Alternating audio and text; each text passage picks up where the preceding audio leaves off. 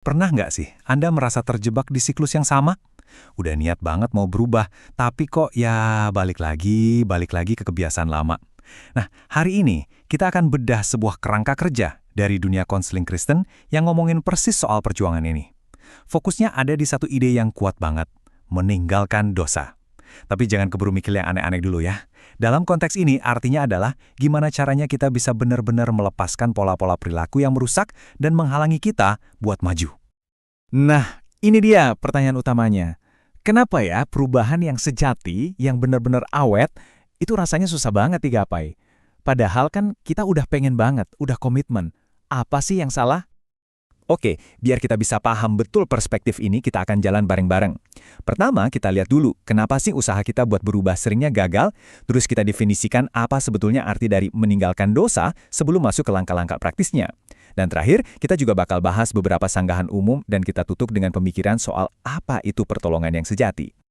Yap, setiap perjalanan perubahan itu harus dimulai dengan ngerti masalahnya dulu. Menurut sumber yang kita bahas ini, kegagalan dalam proses perubahan seringkali, kalau ditelusuri, itu akarnya cuma satu. Kerangka kerja ini acuannya ke ayat dari Amsal ini. Dibilang kalau ada dua hal yang nggak bisa ditawar kalau mau maju. Pertama, akui masalahnya secara terbuka, jangan ditutup-tutupi. Dan yang kedua, ini nih kuncinya, tinggalkan masalah itu sepenuhnya. Bukan cuma ngaku, tapi juga meninggalkan. Nah, ini membawa kita langsung ke jantung pembahasannya. Meninggalkan itu kan kata yang kuat ya, tapi artinya apa sih dalam kehidupan sehari-hari? Menurut sumber ini, kata aslinya dalam bahasa Ibrani itu artinya melepaskan. Coba deh, bayangin Anda lagi genggam erat sesuatu yang sebenarnya menyakiti Anda. Meninggalkan itu artinya Anda dengan sadar membuka tangan Anda dan membiarkannya jatuh. Bukan cuma melonggarkan genggaman ya, tapi benar-benar melepaskan.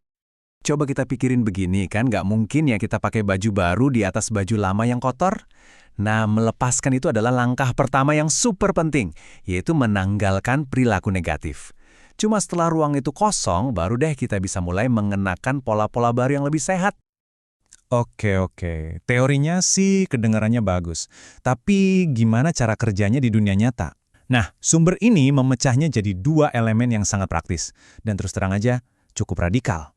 Dua langkah ini, penyangkalan dari dalam dan amputasi dari luar, dianggap sebagai dua aksi yang saling melengkapi. Keduanya dibutuhkan untuk benar-benar bisa bebas dari pola yang merusak. Elemen pertama ini soal mengambil sikap tegas, baik secara internal maupun eksternal. Ini artinya membuat keputusan sadar untuk bilang enggak, membuat batasan yang jelas dengan pengaruh-pengaruh di masa lalu, dan secara aktif membangun pagar pengaman supaya kita nggak jatuh lagi ke lubang yang sama. Nah, disinilah pembahasannya jadi makin intens. Elemen kedua ini digambarkan dengan metafora yang cukup mengejutkan. Amputasi radikal. Ya, Anda nggak salah dengar. Idenya adalah ada beberapa pengaruh dalam hidup kita yang saking beracunnya harus dihilangkan total. Sama seperti dokter yang mengamputasi anggota tubuh yang terinfeksi parah untuk menyelamatkan seluruh tubuh. Dan visual ini benar-benar menangkat idenya dengan sempurna. Ini bukan soal mencoba mengelola atau mengurangi pengaruh negatif.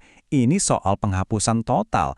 Kalau ada satu acara TV, satu pertemanan, atau bahkan satu aplikasi di HP Anda yang terus-menerus jadi pemicu perilaku yang nggak diinginkan, pesannya jelas, hilangkan, potong habis. Sekarang, Anda mungkin mikir, tunggu dulu, gimana dengan terapi lain atau kelompok dukungan yang kelihatannya berhasil bantu banyak orang? Ini pertanyaan yang sangat valid dan sumber kita ini sudah mengantisipasinya. Ini pada dasarnya argumennya gini, kalau sesuatu itu berhasil, kenapa harus dipermasalahkan? Kalau ada metode non-alkitabiah, katakanlah terapi sekuler, yang bisa memberikan kelegaan nyata dan perubahan positif, kenapa asal-usul metodenya jadi penting? Nah, kerangka kerja ini membingkainya sebagai semacam trade-off. Di satu sisi timbangan, ada kelegaan jangka pendek, tapi di sisi lain ada potensi konsekuensi jangka panjang yang merusak. Argumennya adalah, bantuan yang kelihatannya instan itu mungkin datang dengan biaya tersembunyi. Untuk menjelaskan biaya tersembunyi ini, sumber ini merinci 6 potensi efek samping. Pertama, ketergantungan, di mana seseorang bisa jadi malah bergantung pada metode itu, bukannya membangun kekuatan dari dalam diri. Kedua, cedera fisik, yang mengisyaratkan kalau stres mental yang nggak tuntas bisa muncul dalam bentuk penyakit fisik. Ketiga, gejala baru bisa muncul, misalnya depresinya hilang malah diganti sama kecemasan. Keempat, masalahnya bisa makin besar karena akar masalahnya nggak pernah benar-benar diselesaikan. Kelima, karakter jadi melemah karena kesempatan untuk tumbuh lewat kesulitan malah dihindari. Dan terakhir, dari sudut pandang teologis, berkat Tuhan jadi tertahan. Jadi, setelah kita pertimbangkan sanggahan tadi, mari kita tarik kesimpulannya. Poin terakhir dari sumber ini membawa kita kembali ke pertanyaan paling mendasar. Apa sih yang dimaksud dengan pertolongan sejati? Pada akhirnya, semua kembali ke perbedaan ini, antara plester yang cuma nutupin luka dalam untuk sementara, dengan penyembuhan sejati yang membereskan sampai ke akar-akarnya. Perspektif ini berpendapat bahwa meskipun solusi instan itu mungkin terasa enak sekarang, itu cuma pengganti dari perubahan yang mendalam dan abadi yang berakar pada apa yang diyakini sebagai rancangan Tuhan. Dan itu membawa kita ke pertanyaan terakhir untuk kita renungkan bersama. Menurut kerangka kerja ini, apa harga yang sebenarnya harus kita bayar saat memilih kelegaan jangka pendek daripada kebebasan jangka panjang? Ini adalah pertanyaan yang layak untuk kita pikirkan. Terima kasih sudah menyimak.